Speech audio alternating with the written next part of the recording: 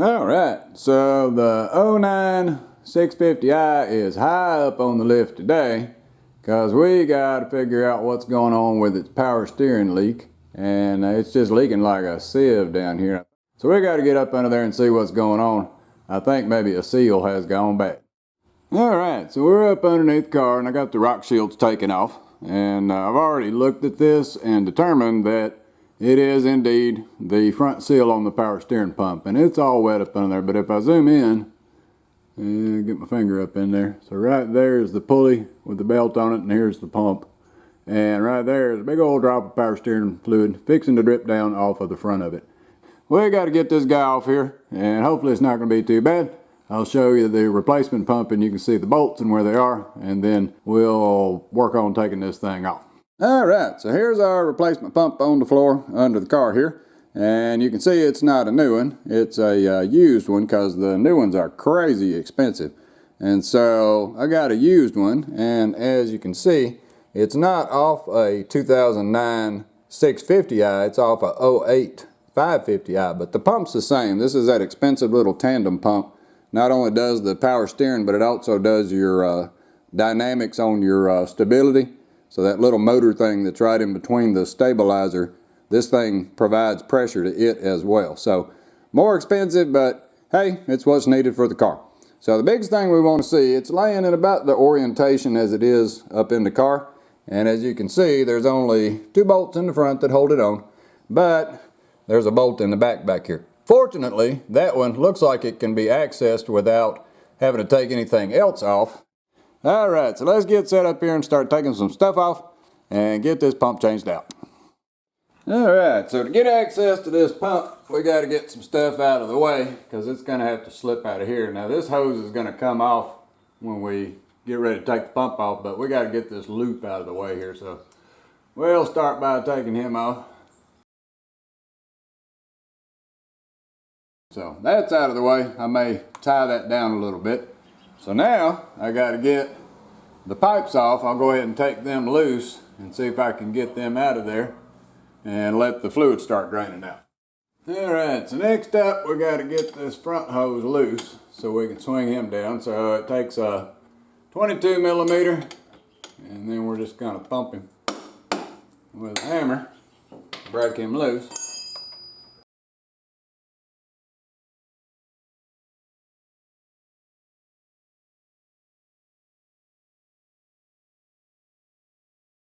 So that's just a banjo bolt, and it's got little aluminum crush washers on it, so we want to make sure we don't lose those. There's one on the outside, and then there's one right here on the face of the pump right there, so keep those 2 banjos. But that gets one hose out of our way. Now we got to get the second one off here that comes around this side, and it's going to put even more drips out for us. So let's get a wrench on that one. Alright, so for the second hose, the one that runs along right here, it actually goes right in the back. You can see my finger right on the other side of this little hose. So you can get in there with a 3/4 crow's foot, and we can reach right up inside there and pop that one loose, and we can get the rest of this fluid out.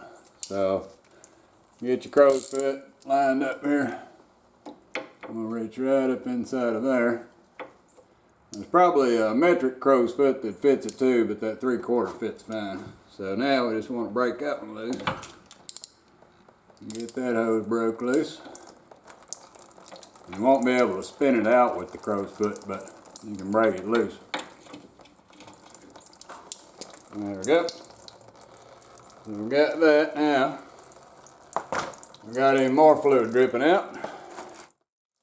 We'll let that drain out for a while, and then we'll come back once we got our fluid drained out. Alright, so with most all the fluid finished dripping out, we can take this banjo off right here.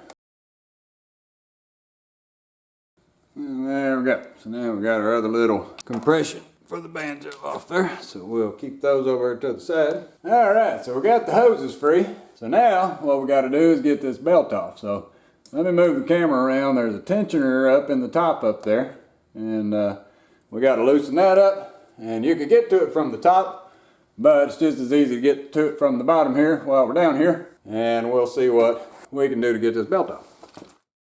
Alright, so it's a little difficult to see up inside of there. I'll zoom up in there in a minute. But right up here, there is a star bolt hole that holds the tensioner. As you can see way up there, right here where my finger's pointing, right there is how you take the tension off the belt, off this little pulley right here. So we got to get a big star and one of these right here. Alright, so with the wrench and the star tool in there, you want to, from the bottom, push upward. And you can see it takes the tension off the belt. So we just want to take the tension off and then let that little tensioner go. So now, the only thing that stands between us getting this pump off is those two bolts in the front and the one in the back. So let's see if we can get the camera in there and get a shot of these bolts. Alright, so let's start by getting this little bracket off here. And so that's a 13 millimeter. And so you can access it. We'll get it out of the way because it's probably going to be in our way when we're taking things loose. And then he slides right up there. So we'll set it over here with our parts. So now, it looks just like what we got on the floor down here. So all we got to do is get some bolts out.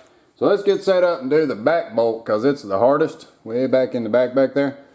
Alright, so to get to that back bolt that's on the flange of the power steering pump, it's actually right up inside of this hole right here. And I'm looking with the camera almost straight up underneath the car.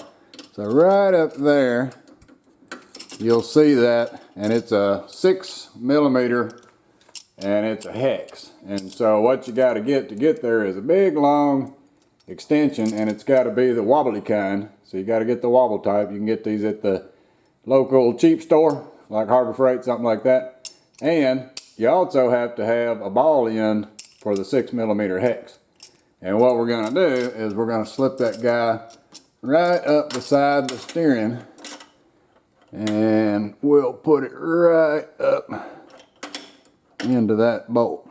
And so you got to have the wobbles and the swivels in order to get that in there. So as you can see, it goes right up at an angle right beside the steering and right in between the frame, and you can get your way right up inside of there. So let me zoom in and you can see where it is. I'll show you which bolt it is. So if we zoom in, that one in the light right there is the one I'm talking about. And so I had to come over the steering, and with the wobble and the swivel, you can reach right up in there. So now all we do is pop that guy off there. And it comes off pretty easy. Alright, so we got him broke free. And we're going to walk him out of that hole right up there. Zoom back in a little bit so you can see it. And it might be a total pain to get back in there, we'll see. It may sit good enough on that ball end Allen that we can get it out of there. But there we go. So we successfully got him out of there. Probably gonna have to use that ball end and slip it back up in there once we bolt the two front ones on. So we'll keep that bolt. So now the only thing stands in our way is the two bolts up front, and then we got that tube that feeds it coming into the back. So I'm gonna loosen those up and tip it forward a little bit and see if I can get a little better angle on that hose clamp, because it's still got the factory one on there, and I got to cut that one off in order to put a band clamp on there. So let's get set back up around front and see how to take those bolts out. Alright, so we got two nuts on the front that hold it. One's right there and the other one's right on top. So we're going to try to take them loose, and then we can access that pipe. So alright, so the one on top is a big old long bolt. Now the one here on the side, take him a little bit loose, and that'll buy us a little more room to get that hose loose right there. So let's let that drip, and then we'll swing around here and see if we can get this hose off. Alright, so right right up inside here, you can see the factory clamp. Got my finger on it. And so we got to get that clamp off.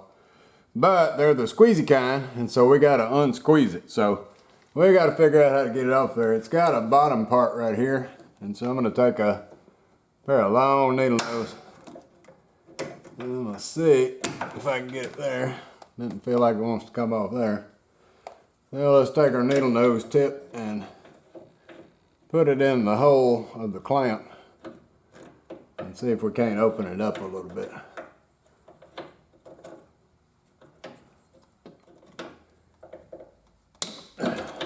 Ah, there we go. So if you twist hard enough, you'll snap it loose from the bottom down there. And so they made that where it is removable. So there we go. So I just had to twist really hard with the needle nose pliers inside of the hole right there. And so I took it and grabbed it and twisted this way and popped that guy loose. So it is possible to get that clamp off with a long set of needle nose like that right there. So now we can work that clamp off, and we'll put a regular band clamp on it when we go to reinstall. Alright, so we switched over to another pair of needle nose. So these have a crooked nose on them. What I'm going to do is reach up in there and twist on that hose to break it free from that fitting. And then maybe we can pull it out of there. So let's reach right up in there and grab it where the band clamp was. And we're just going to twist that hose a little bit to try to free it up from the fitting. As soon as we can get it moving, like that right there, then we know we can wiggle it out of there. And that'll probably also be the way we're going to put it back, is to grab it with those crooked needle nose, long needle nose pliers, and then we'll be able to pull it back up in there. So with that all done, we'll reach up in here and take this last nut loose. Alright, so with the nut free over here, and I got me some gloves on because this thing's kind of slimy. What I'm going to do is reach up in here and take it off of that bolt where the nut is.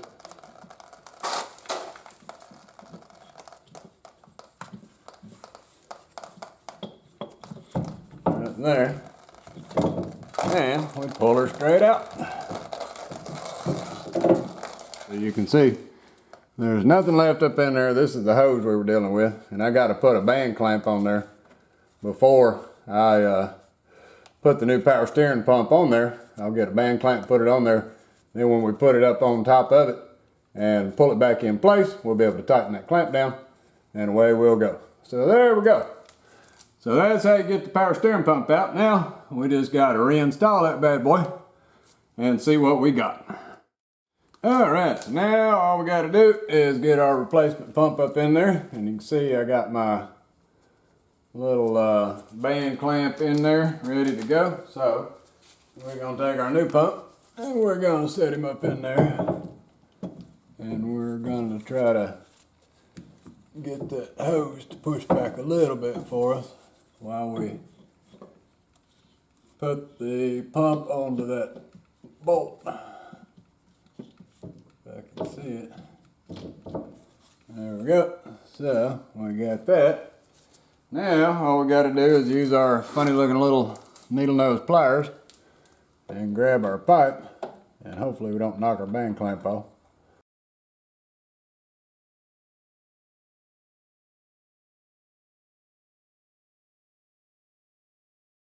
And there we go. So now all we got to do is get our band clamp rotated around so we can tighten that clamp back up. So we got our hose clamp on. We got it resting up on this post up here, so we'll put our nut back on just to make sure it doesn't go anywhere. And then what I'm going to do is tip it up back to where it needs to kind of be in position. And then we just got to get the big long bolt, and we find the hole for the big long bolt, and then we line it up. Alright, so we got those two started up front. Let's go ahead and tighten them down softly so we can put that bolt in the back. And then all we got to do is put our hoses back and we'll be in good shape.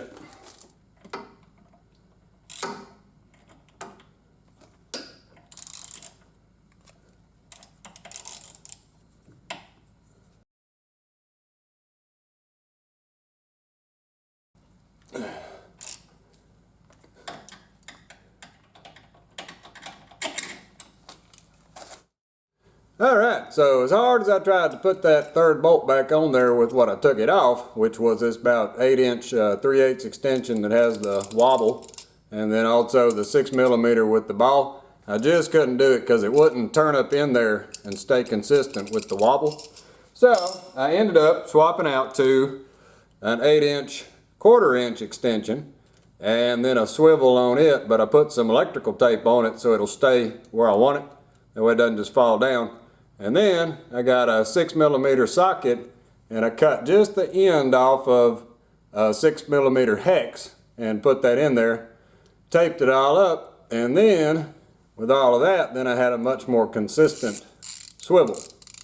And so then I was able to swivel that up in there and pushing up on the pump a little bit to line up the hole. So there we go. So we got our bolts back in. So now we can hook up our plumbing and fill her up and see if this one leaks or not. Alright, so we got all of our piping put back in. We got our 2 banjos back on, making sure that we had the crush washers on the top and the bottom, and all this piping in. And before I put all these on, I reached up in there and put the belt back on, so you can see the belt's back on there. It's a lot easier when these aren't in the way to reach your hand up in there, and then you just have to feed the belt back around, push up on the tensioner, and then you can pull the belt back down. Just be careful and don't get your fingers in between the belt and one of the pulleys, just in case that wrench slips. Just keep them to the outside as you push them on there and you'll be in good shape. So now we got all that done and we're ready to go up top and put some power steering fluid in it and then fire it up and check and see if it's going to leak. Alright, so the last step is to fill her back up, and so I already filled it up and started the car. And don't be too alarmed if you hear some groaning noises when it first starts up. And also don't start it up and leave it running. Just start it up for maybe like 5 seconds, 10 seconds, and then turn it back off, because what it's going to do is suck all this fluid back down there, but it's going to create a bunch of bubbles. So when you pull this off, you'll see your fluid's gone down on the first fill, and there's a bunch of bubbles in there. So you're going to have to let those bubbles pop in order to get all that back out of the system. But then you put some more in there and fill it all the way back up, start it up again. It's probably going to suck that down too, and then you'll start stabilizing. But you're going to have a bunch of bubbles in there when it first fires up, because that pump's going to create a lot of cavitation. Alright, so after 2 short starts, now I've filled it up to its normal height here, and then we'll start it up. And it may take a couple more startups to get all the bubbles out, but the noise will get better and better, and then she should be good. So if you're looking for how much fluid to put in there, you're going to need to get 2 liters, because it took a whole liter and then most of a second one. So that way you'll know how much you got to put in there when you take your power steering pump off. So there we go. So we'll fire the car up and cycle it a couple more times and check this, and then we should be good to go. Well, alrighty. Well, thanks for watching.